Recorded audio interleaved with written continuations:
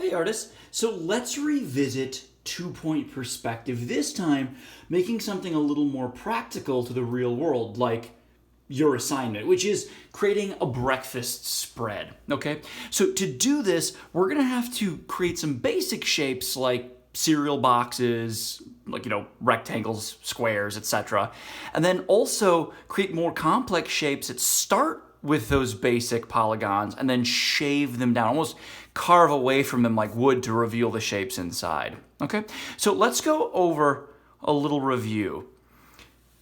Your horizon line is your eye level, and two vanishing points are necessary for two-point perspective, of course, and they will always be on the eye level. They can't go anywhere else, right? Now, if we were going to create, say, cereal boxes, you always start with your corner, the corner nearest you, and we head towards the vanishing points.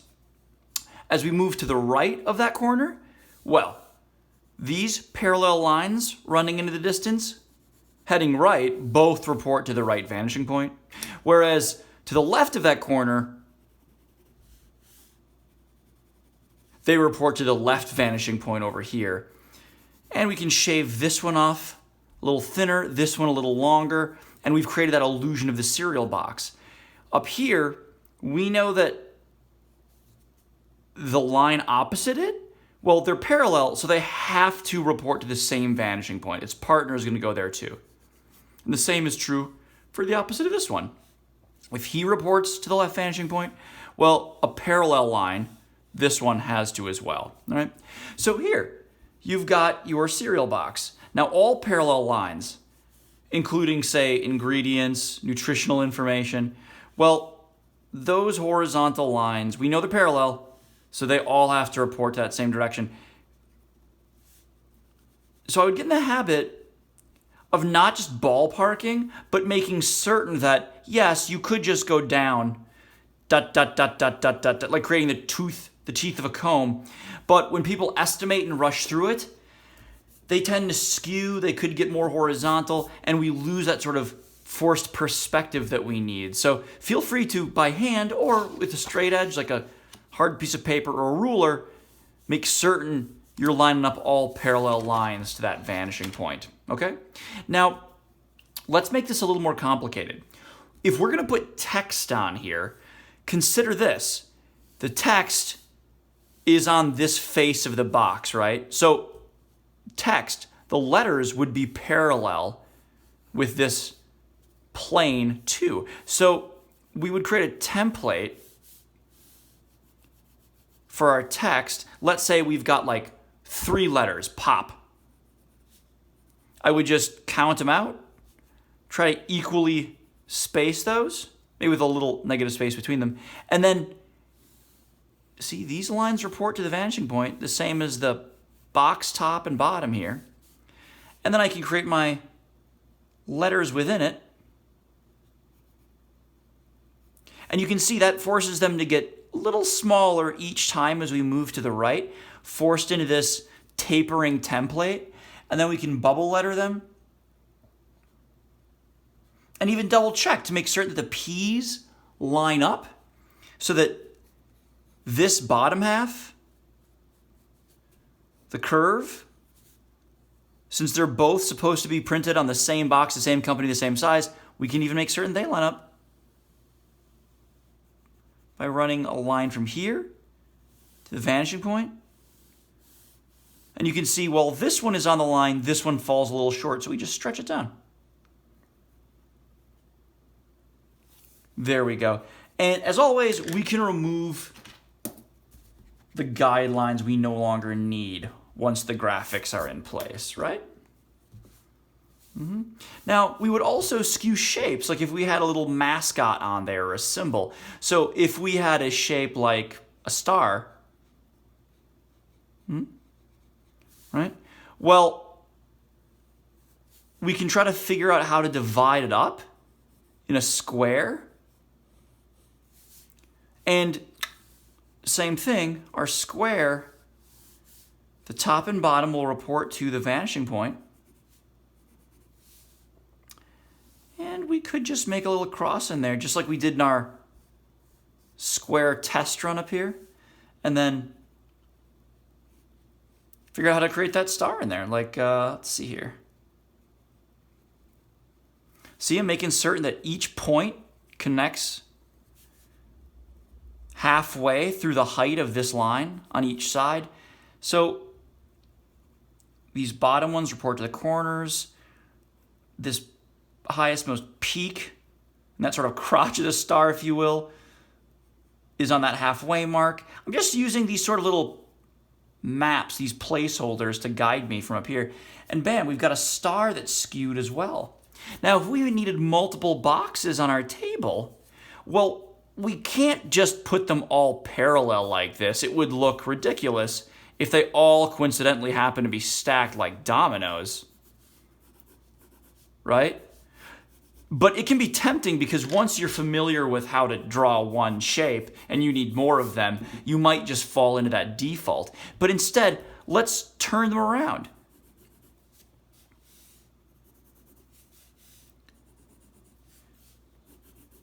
We can rotate them however we like. We just still always start with that corner. It's the same process.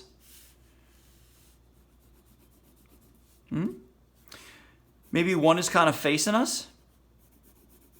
Flush, head on. Well, in this case, if we're reading the nutritional labels right here, we're not looking at a corner nearest us, like this edge. We're just seeing, we're flush. Our eyes are parallel with the box, so it just reports to a vanishing point in the distance. That's 1 point, remember. 2, don't forget, is when you see lines running away from you on either side of a corner or an edge. Whoop. And this is why you got to test these and not just ballpark. That one was a little off. Right? And you can see, yep, parallel lines running away to the left and to the right on either side of this corner. So, yep, 2 point. This would be 1. So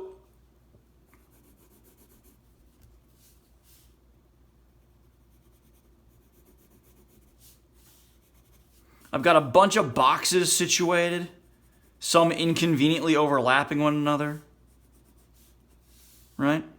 But this is how you would do it.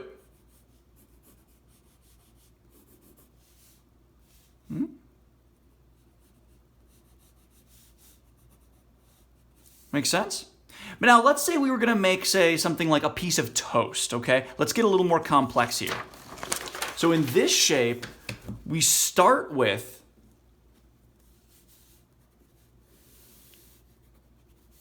a square. So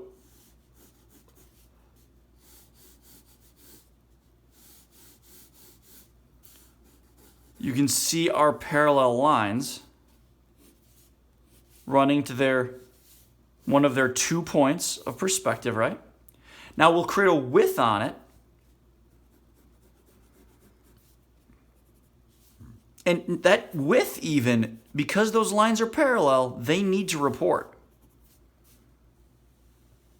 Aha, see, it tapers a bit. Best not to leave it to chance. Use the guides. Yeah? Then, I'm going to have to try to create my sort of toast, which would look like this from above. Well, how do we map this? We've got to think logically. So if you divide it in half, within a box, bam, you can see that this little curve, these 2 bumps, right, if you will, well, they are sort of mirror images of one another. This vertical line perfectly cuts them in half. So that means the halfway mark right here of this line, halfway across its length, we're just going to notch it. And then, let's see here, maybe the upper third of the toast sees these curves. So not quite the halfway mark, but a little further up. All right? You can see how our vanishing points are helping to guide us. So then, this head of the toast comes up to touch that quarter, comes down, touches the side, tucks in, and then goes right to the edge. So let's try that. Mark the spots. And this is how you would shave away anything. Kind of look for the symmetry and the patterns when you make objects.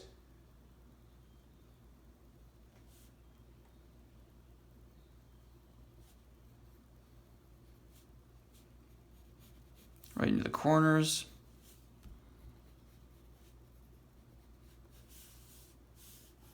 Yep, okay.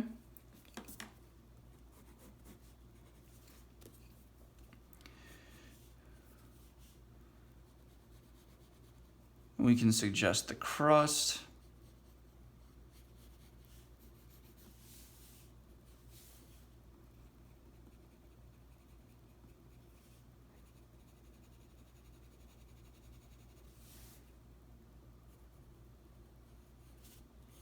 Mirror the shape of the toast down here. Get rid of the extra square or box we no longer need. Try to adjust that, that's a little off. Then we could create our pat of butter on top. See how we're using the vanishing points yet again?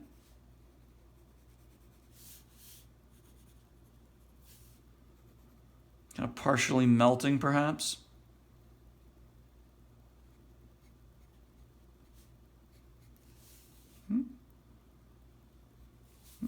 And then to create the plate underneath, we don't have to leave that to chance either. A circle fits inside a square, right? It just happens to touch each side right at the middle. So, same thing, we start with a square again.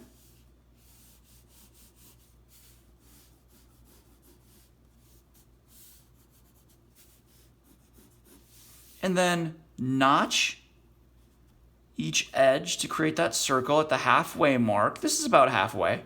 And then whee! Now this looks bizarre, it looks distorted, right?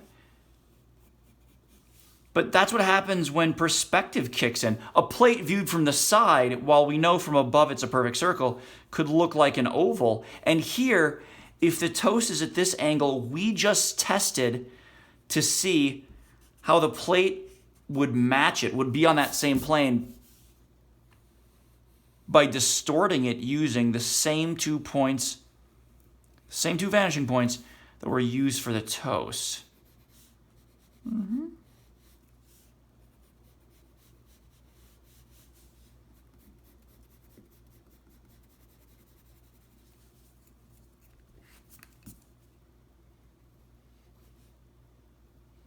Okay, and once more, it might start off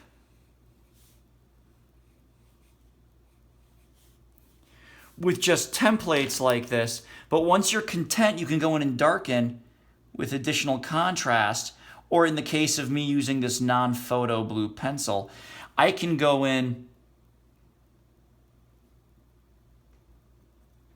the marker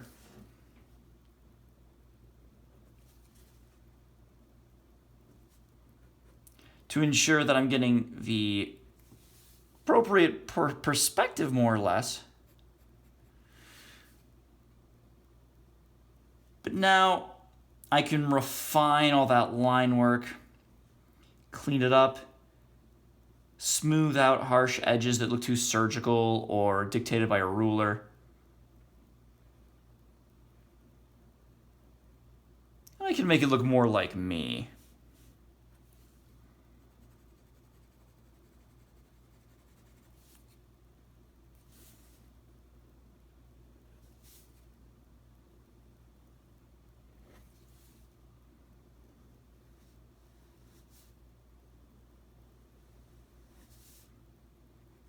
Okay.